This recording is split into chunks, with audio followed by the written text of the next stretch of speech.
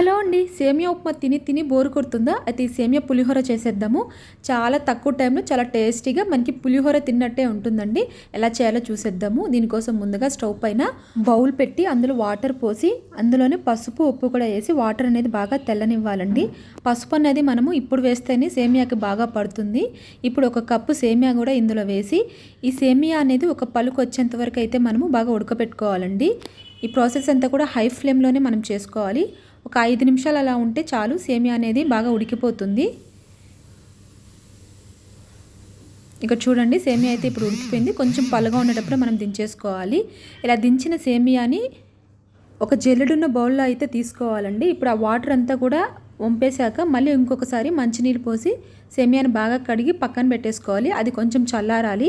ఈ లోపలైతే మనం పోపు కోసము స్టవ్ పైన ప్యాన్ పెట్టి ఆయిల్ పోయాలి. ఆయిల్ కొంచెం హీట్ ఎక్కిన తర్వాత పోపు దినుసులు, ఆవాలు, జీలకర్ర, పచ్చిశనగపప్పు, అలానే ఉద్దిపప్పు కూడా వేసి పోపు అనేది కొంచెం సేపు అయితే ఫ్రై చేయాలండి. ఇది ఫ్రై అయిన తర్వాత 2 రెబ్బల కరివేపాకు, సన్నగా తరిగిన పచ్చిమిర్చి కూడా వేసి బాగా ఫ్రై చేసుకోవాలి. మీకు కావాలంటే ఎండుమిర్చి కూడా వేయచ్చు. మీకు నచ్చితే జీడిపప్పు లేదా శనగగింజలు కూడా వేసుకోవచ్చండి. నేనైతే వేయడం లేదు. ఈ పోపునంతా కూడా మనము బాగా ఫ్రై చేసుకోవాలి. ఇదంతా కొంచెం దోరగా అయితే వేగాలి.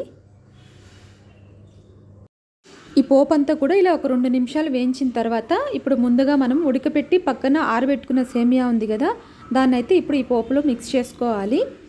ఇక్కడ ఈ సేమియాని వేసిన తర్వాత మనం గెరటితో అయితే ఫాస్ట్గా కలపకూడదండి.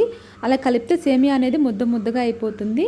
చాలా స్లోగా అయితే మిక్స్ చేయాలి. దీనికి స్టీల్ గెరటి కన్నా వుడ్ గెరటి ఉంటే యూజ్ చేయండి.